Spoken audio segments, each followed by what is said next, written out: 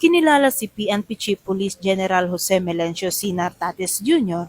bilang isa sa mga pinakamataas ang rating na opisyal ng pamahalaan sa pinakahuling Boses ng Bayan, Index of Governance Survey na isinagawa ng RPMD Foundation Incorporated.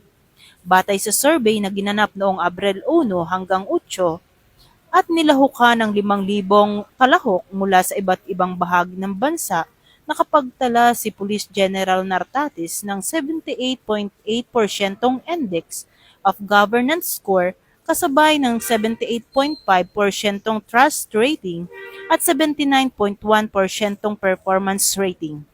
Ipinapakita ng resulta ang patuloy na pagtitiwala ng publiko sa mga hakbangin ng PNP sa pagpapanatili ng kapayapaan at kaayusan, pagpapalakas ng ugnayan sa komunidad, at pagpapabuti ng paghatid ng serbisyo ng kapulisan sa buong bansa.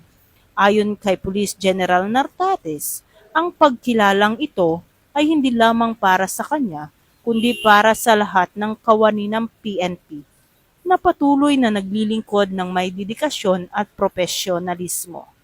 Dagdag pa niya, mananatiling nakatuon ang PNP sa pagpapalakas ng tiwala ng mamamayan sa pamamagitan ng integridad, pananagutan, at responsableng paglilingkod alinsunod sa PNP-focused agenda. Bagong PNP para sa bagong Pilipinas, serbisyong mabilis, tapat, at nararamdaman.